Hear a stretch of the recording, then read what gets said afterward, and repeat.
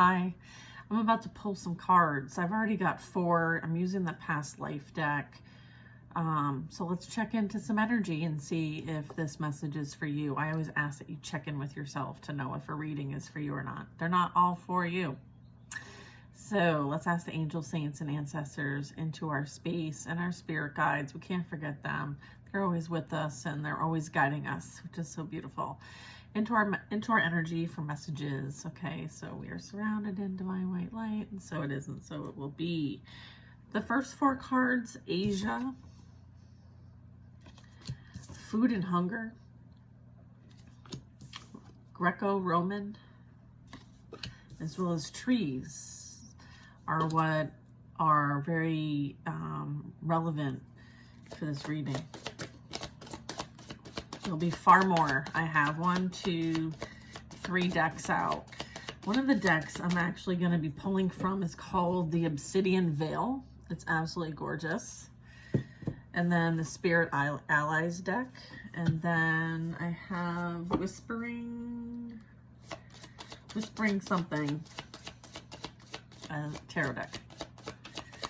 All right, so Famine energy, High Priest or Priestess energy. Let's see, we have Inquisition or Persecution. Okay. Father, child,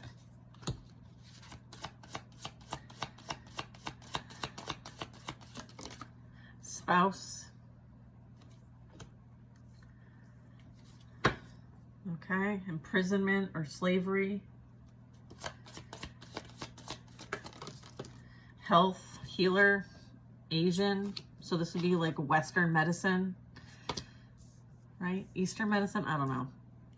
Both are relevant. Male and female. And then we also have phobias. So there could be some things repeating in the collective as a result of past timelines, okay, where there might have been energies that were healers, natural healers, and very much could have been, you know, starved, abandoned, rejected, persecuted, imprisoned. You very much could have not just been a healer, but also someone who had a high ranking spiritually in the physical and in the spiritual realm. And with the father and spouse, you may remember this from a perspective of a female or a male. So it's not gender specific per se. You could have been either. And then I have male, female, and then I also have, you know, the fears, the phobias. So, you know, in this lifetime, you very much could be overcoming your fear. And it's based on past experiences. So this is a bit of like your ego, right? And not letting the ego drive. There needs to be balance and integration with this. I'm getting, you know, there could be a fear of or a strong connection to trees. Maybe you used to live and be very much in nature, right? Specifically with this healer energy. So here's some fun past life cards. We'll see what else we can get here. Is any more relevant? Okay, so keep going. We're gonna keep going. Very good. Okay. You may have connected with somebody in a past life that was a spouse in this life, and there was unrequited love. Look at, I didn't even see the bottom yet, and I picked up unrequited love. Yeah. All right. And this might have been something that may have been like passed down through family even. So there's karmic relationships and contracts there so that healing can be brought. And the lesson of unrequited love, the spirit of unrequited love, this energy and this abandonment, rejection, wound here. It could be a father wound. Doesn't have to be though. It's created and been manifested from a place of fear. So I feel like collectively, this is something we're healing in this lifetime, and it's been through many timelines. Okay, thank you for that. Look at farm, being outdoors, living on your own land, being responsible for other beings. Where did that go? Oh, crap. Hang on a second. Let's see. Oh my goodness, it's an important one too. Look, monk or nun. All right, so religious, right? That there was something going on here. Okay. And it's been repeating itself for quite some time. Health, healer, high priest, high priestess, persecution or inquisition, monk or nun. So yeah, I feel like there's a lot here collectively that we're all healing from. We're healing these wounds. You may feel a strong connection to, you know, times when you felt connected to your vows, your virtues, and whatever that was. It very much could have been in like this kind of energy, and you were, you know, like eradicated in some way. And as a result of that, there's this repetitive wound, and sometimes it comes through the family line, right, for healing. And you're the one who's here to heal it. So this would be strongly resonating for those who have made and feel strongly to these vows. Okay. You may be experiencing travel, or maybe you do a lot of astral travel even. So that might be relevant too. You are recognizing that divine timing is at play, and that there's a cycle to things. And this speaks to learning the lessons and appreciating and gratefulness for the blessings. And then we have knighthood. Okay, so I'm going to stop there. Anything else in this deck? Yes. Okay, we're going to keep going with this deck. All right, we have medicine man or woman. Okay, so this would be like, in any way, shape, or form, how this speaks to you. I have biblical times as well. So this is telling you all the different kind of like, all these beautiful beings we have as part of our collective that are here to make a difference, and it's beautiful.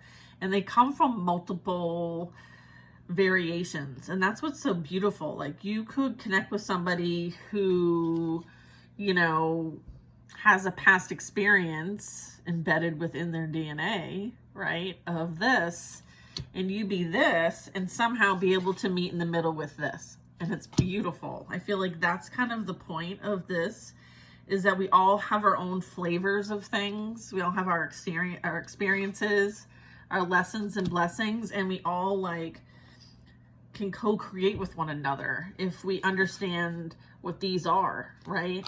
So there's this beautiful energy here. Wow. In other words, many of us have been here before, and learning how to free ourselves from this matrix, okay? This has been going on also forever. Many of us are breaking the chains, because this also represents like self-imprisonment, self-sabotage, right? But there is this strong demand for control, and we've experienced it over and over and over in lifetimes. And yeah, I feel like we're connecting to these bits, and a lot of the lessons are starting to bubble up, and a lot of these are opportunities to correct or change course or close out or heal or complete. Okay, there's a lot of contracts that have evolved over timelines here. Karmic relationships. there's a higher order than man. And there is this need to make right on the contracts that we have chosen for ourselves through karmic relationships, is how we learn and how we are blessed. So there's this, you know, there are laws above man, galactic. Okay, you very much could resonate with being a galactic baby. And so some of us are here like having an experience, and it just doesn't feel like you've awoken to the fact that like there's something far more than our 3D reality here. And you may actually resonate with having children who might also be a bit galactic, if you know what I mean. And yeah, it's kind of like you're waking up to the fact that like, wow, all these, like maybe you're having like random memories of things, or you're being like super, you feel guided towards like this rabbit hole of this, or, you know, you're exploring things that, you know, maybe you didn't really have any kind of second guess about before. So there's definitely, you know, laws above man. Okay, that's for sure. And again, we're right back where we started with this deck, which was Unrequited love. And then I have mother energy, and I also have orphan energy, and then I have Native American and communal living as well as Egypt. And this is about how you integrate spirituality and religion and how this affects our societal and cultural needs. So yeah, I feel like we've done this over and over and over again. And are we really taking the lessons from those experiences and applying them in a way that makes a difference for the present moment and the future timelines and those that come after us? Right? So it's kind of like, it's time to kind of like reconnect on that in whatever way possible. So fascinating. All right, so we're going to get a little bit of, let's do the Obsidian Veil. This deck is just gorgeous. Okay, let's see. Okay. Santa Muerte. Through my sacred presence, miracles manifest and hope is born anew. Right, that's awesome. Beautiful. What others do we have here? And then we're going to go back and maybe share a bit of background on that. Sometimes you have to not always take things at face value. That's a message for somebody, right? Not everything looks like it appears. I am the tempest of envy. I remain forever chained to bitterness and sorrow.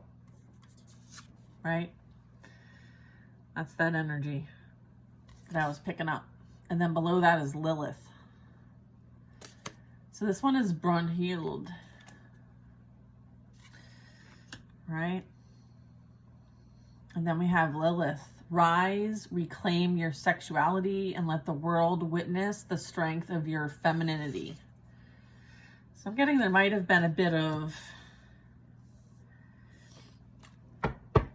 this is like strong, like feminine energy rising and being made the villain long enough. Interesting. And there's some sort of envy energy here. One that may have involves maybe some sort of practitioner involvement, if you know what I'm saying. But I'm getting with Lilith, this is about like understanding, you know, that high priest, high priestess energy. Okay. And understanding like, this is not your first rodeo. I feel like many of us collectively are returning practitioners of some kind, whatever you want to define that as. But I'm getting, there's a need to kind of like rise up. Okay, so let's get some more cards. Maybe these are different, like There's more to this, is what I'm getting at. Okay, this one. The Harpies, winged emissaries of retribution. We swoop down upon the wicked with talons of justice. So I'm getting like justice is playing out here as well. Karmic justice. Okay.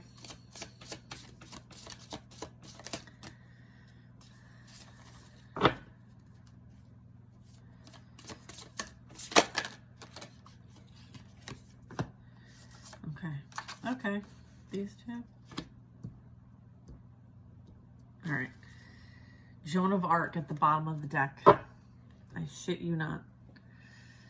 Courage is not the absence of fear, but the triumph over it. Courage is not the absence of fear, but the triumph over it. Wow. That is some strong energy. Okay, very cool. We have, the Harpies. We have Marguerite Lorette. In the fires of persecution, I remain steadfast, embodying the strength of my convictions. Wow, this is like La Llorona. My mournful cries pierce the night as my tears consume me whole. Wow. And then we have the Cleota. I embrace the wild within and heed the call of my heart.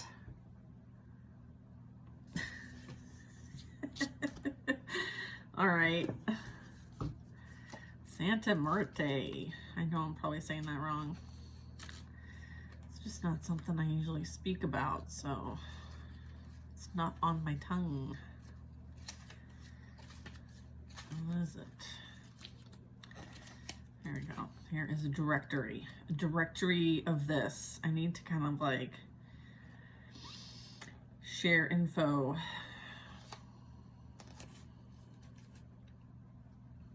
It's like the last page. Alrighty then. Okay. If you need to speed this part up, go ahead. All right, 119. Santa Muerte, revered as the Holy Death, embodies the duality of life and death, offering solace and guidance to those who seek her presence. Santa Muerte's devotees turn to her in times of desperation, seeking her intercession in matters of love, health, prosperity, and protection. Many believe that Santa Muerte does not judge, but embraces all who approach her with devotion and sincerity. She is seen as a revered deity, a guardian of souls, and a bringer of miracles. Santa Muerte signifies a time of transition where the veils between the realms of possibility and actualization are thin. That's awesome. The universe is conspiring to bring more miracles in your life, inviting you to embrace the wonder and awe that accompanies their arrival. Your unwavering manifestation and intention setting have laid the groundwork for divine intervention. The miracles you have been calling upon are gathering momentum and preparing to unfold in ways beyond your imagination. It is a testament to the power of belief, reminding you that your dreams hold the potential to manifest in miraculous ways. Okay, look at, can't judge a book by its cover. Wow, all right. That is straight out of the gate. Strong. Okay, what's this one? Brunhild, 91. All of a sudden I got like a Scottish accent. All right, 91. Valkyrie's Valor. Okay, Valkyrie's Valor. Look at that. A legendary figure from Norse mythology, was a powerful Valkyrie and queen, with a story intertwined with love, betrayal, and a quest for justice.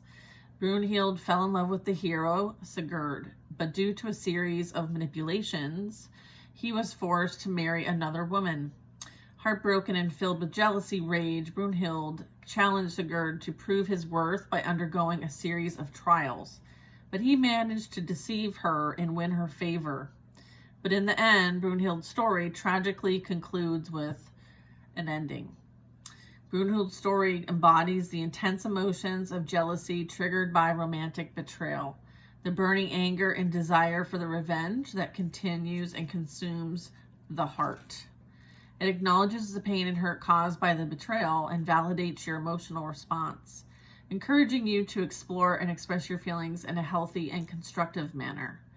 Brunhild warns against succumbing to destructive impulses. Channel your energy into healing instead. Find outlets for your anger, such as journaling or engaging in other types of activities that are cathartic. Acknowledge the jealousy within you and honor its presence and power. Channel it constructively, releasing the need for revenge, and embrace personal growth and healing. Wow. Amazing. The next one is Lilith. Let's see. This deck has a lot of cool information in it. That's why I love the books. Like, these are like so amazing. People put so much work into these books. All right, the Sovereign Serpent. According to some traditions, Lilith is believed to be the original woman before Eve. Depicted as a demon or a seductress, challenging societal norms and resisting submission, she is often seen as a symbol of female empowerment and the exploration of forbidden desires. Lilith's story is characterized by her refusal to be subservient to Adam, her departure from the Garden of Eden, and her subsequent transformation into a figure of darkness. Lilith represents the exploration of hidden aspects of femininity and the reclamation of its power. Lilith's call reminds you to honor your true nature, embrace your sexuality, and the strength that comes from embracing your darkness. Question traditional roles, relationships, and societal norms that may limit your femininity. Break free from oppressive patterns, stand up for your rights, and assert your boundaries. Lilith's story embodies rebellion against social norms, challenging the established order, and embracing one's desire without shame. Explore your shadow side, confront fears, and dance along so-called taboos. It's time to embrace your true nature. Look at that. Wow. I think the next one is the Harpies, which I am not familiar with. Let's see, where are you?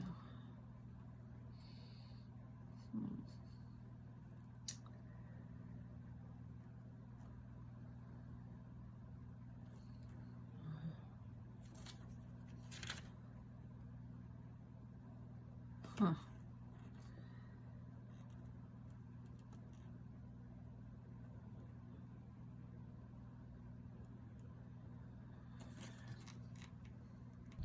All right, so we're going to talk about the Harpies, winged emissaries of retribution. We swoop down upon the wicked with talons of justice. The Harpies, known in Greek mythology as winged creatures with the faces of women and the bodies of birds. They hold a dark and haunting history. Their story revolves around their role as punishers, tormentors, and the carriers of divine retribution. The Harpies were often depicted as agents of justice, swooping down upon those who committed heinous acts and inflicting torment upon them. Relentless in their pursuit, never letting wrongdoers escape from the consequences of their deeds. The Harpies were embodiments of the guilt, remorse, and anguish that follow immortal actions. They invite us to acknowledge the pain we have caused ourselves and others through choices and behaviors. Facing the uncomfortable truths within us, to take responsibility for our actions, and to seek redemption. A cautionary reminder to consider the ethical implications of our decisions and to choose a path aligned with integrity and compassion. The Harpies challenge us to take responsibility for our choices and to seek redemption when necessary. True healing requires a willingness to face the pain we have caused others and to make amends with integrity and compassion. The time of reckoning is upon you, us as a collective, where the consequences of past actions may come to the surface. Wow. The next one we're going to be doing is the soft whisperer, Clidoha, often referred to as the queen of the banshees. So when we were first tapping into our energy here with the past life, we had Celtic.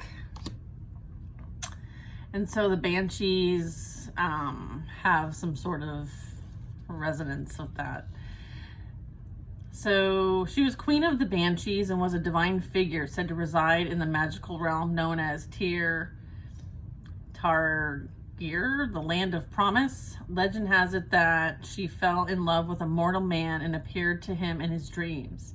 She beckoned him to come to her realm, luring him with promises of eternal love and bliss. So someone was tempted. However, mortals who tried to reach often faced insurmountable obstacles and were unable to enter the mystical realm. Clidoha's story carries themes of desire, unattainable love, and the allure of otherworldly. She represents the longing for a deeper connection and the yearning for something beyond the ordinary human experience. Her story serves as a reminder of the power of love and the transformative nature of desire. Explore these desires, passions, and the yearning for more profound experiences of love. But do not forget the enchantment and illusion that can accompany desire. Find balance between the allure of the dream world and the practical aspects of your life. There is a deeper magical dimension to your existence waiting to be discovered, and embrace it. Enjoy it, appreciate it, but not lose yourself in it. Then we have Lorna, often referred to as the Weeping Woman. And so this talks about the Weeping Woman is a haunting and tragic figure deeply rooted in Mexican folklore. Her story revolves around a grieving mother who, in fit of anguish and despair, drowns her own children. Overwhelmed by remorse and condemned to wander the earth, she is said to roam the rivers and shores, perpetually searching for her lost children and weeping inconsolably. Lorna's story serves as a cautionary tale, warning of the destructive power of grief, guilt, and unresolved emotions. It speaks to the consequences of unaddressed pain and anguish that can come from one's soul. There may be hidden emotions or suppressed memories that require your attention. It calls for an honest exploration of your inner landscape and willingness to face the shadows within. Lorna urges you to comfort your fears, acknowledge your past, mistakes, or regrets, and allows yourself to grieve what has been lost. Running away from pain only perpetuates more suffering. Healing requires acknowledging and releasing these deep-seated emotions that may be haunting you. Heal, forgive, step into the light of your own acceptance. Next we have Marguerite Porel, Sacred Descent. And this is talking about, she was a 13th century Christian mystic and writer, famously known for her controversial book, The Mirror of Simple Souls. Her teachings challenged the religious authorities of her time as she criticized the institutionalized church. Her use of fire as a metaphor to describe union with God would go to foreshadow her death. Despite resistance, she remained steadfast in her beliefs and refused to recant her writings.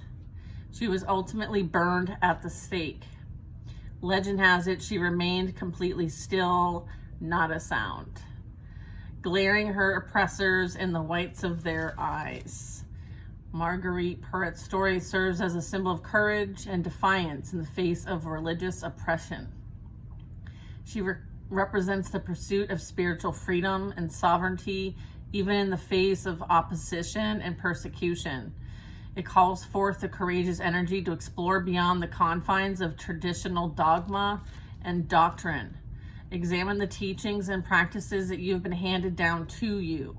Seek your own truth and forge a personal connection with the divine. Only you have the power to challenge outdated, oppressive beliefs and to explore alternative paths that align with your inner knowing and authentic self. Transcend the boundaries of the known and venture into the realm of spiritual liberation. Wow. And then the bottom of the deck is Joan of Arc. Okay. Also persecuted for false pretenses. All right, so the next deck we're going to get some info on is the Spirit Allies. Let's see. We're good to go here. We are good to go. The unicorn. Look at this. So cute. Let's see. Saraswati. Spirit Quartz. Moth to a Flame. Iboga. Medicinal Healing Energy. Tiger's Eye. And Rainbow Fluorite. Aha, I gotta write that down because I was labeling my crystals and I couldn't remember what this one was. And here it is. Thank you, Spirit. All right, let's get Saraswati. Number 11. The words I speak shape my reality. Saraswati is the Hindu goddess of knowledge, art, and learning. Her 4 arms symbolize a variety of things, including her presence both in physical and spiritual worlds. And so the instrument that she is often depicted with is a stringing instrument. Right, beautiful, thank you. As the goddess associated with speech, Saraswati calls attention to how powerful our words can be. Our thoughts become our words, and there is magic to be harnessed in both. Spend time being conscious of your thoughts, and when you speak aloud, tuning into the vibration and tone of your expressions. Next time there's something important you want to express, take a few minutes to go within and find the right frequency and vibration before you speak. Perfect. 23. Spirit Quartz. I am a creation of universal love. Spirit Quartz takes on an entirely unique shape. The smaller crystals can be found growing on top of the larger face of the crystal, often found as delicate purple or pink. The stone is a symbol of your true inner spirit and divine love. Sparkles. You're being reminded that you're loved and worthy of love. The universe and your guides care for you and want the best for you, even though it may not seem like it when times get hard. Everything falls within divine timing and happens for a reason. What are you learning at this moment is invaluable information that will help you grow and connect with others so that they may do the same. You're breaking karmic cycles and the stigma around igniting change. It's a powerful work, but you have a divine support system that is rooting for you all the way. Beautiful. We're going to do the Moth. I embrace transformation. Look at that. As above, so below. As within, so without. All right. As its delicate wings take to the starlit skies like ribbons, the moth is a sight of beautifulness and a sight to behold. Like the butterfly, it too emerged from a metamorphosis as a winged beauty. It flutters through the sky in magic and wonder. Period of great transformation is upon you. To reap its full benefits, you must be willing to embrace the darkness of the unknown and trust you'll come through the experience as an even more incredible version of yourself. Allow yourself to witness and appreciate how major challenges provide deep clarity about who you truly are. While sudden shifts and adjustments may feel like you've been thrown off your path, have trust in the divine. You're exactly where you need to be. And any recent shift will only help to keep you moving forward. When one door closes, another door opens. There's opportunities for growth that are available to you in the now. That's awesome. Iboga. This is, I see the medicine in the difficult experiences. Okay, so this is talking about with branches spread across the sky, the iboga plant sites in the heat of the African sun. From small white flowers come orange fruits that sit amongst the plant's narrow green leaves. The spirit of iboga is letting you know that your guides want to connect with you. It's time to become fully aware of any destructive patterns that may have been holding you back. There's nothing to be embarrassed about. We all develop coping mechanisms in an attempt to avoid any type of repeating or experiencing past trauma. It's time to break the cycles and heal any past wounds that are subtly or not so subtly guiding your behaviors in the past. Spend a little time each day focusing on connecting with your higher self and guides and about your dreams and aspirations, especially those related to releasing any self-limiting beliefs or patterns. Call in support during the healing process. Keep an eye on the end goal and envision yourself, okay? Choosing to do things in a way that supports your highest and greatest good instead of like sabotaging where you're trying to get to. Okay, 24 talks about tiger's eye. I connect with my roots so that I may heal. With reflection stripes that glimmer in the sun, the golden brown stone is a bridge to connect you to the earth. Tiger's eye can help you promote clarity, dispel any anxiety, as well as bring you good luck. Connecting with the root chakra, it's very grounding. Tiger's eye is a stone that encourages grounding, connecting with your roots, both ancestrally and out in nature. Whether you are directly familiar with ancestors or not, you can connect with them in meditation and the dream world. You were born with this ability to heal and connect with your higher self, but in order to do that, there can be a lot of deep work to do on the healing and root causes and issues around your ancestral wounds in your lineage. Allow nature to be your companion on this journey and take some time to connect with the trees. Remember how I said when we first started this reading, the trees are significant, okay? They hold a lot of wisdom and knowledge, and it's ancestral. So you're like a branch of the tree, and understanding like it all kind of intertwines and supports one another. That's why the trees are significant for this reading. Okay, welcome the life force of the planet that's always available to support you. Beautiful. Last one here, rainbow fluorite. Meditation is an important part of my spiritual journey. Beautiful. Blend of green, purple, and deep blue make this crystal stand out amongst the rest. When held up against the sunlight, the individual colors stick out even more. And with each turn of the hand, a new pattern can be found. Where did I put that? Anyways, rainbow fluorite is a potent stone that can help to cleanse the aura and clear out negative energy. Rainbow fluorite encourages you to meditate in the coming days, making space for the clarity of the patterns in your life to emerge.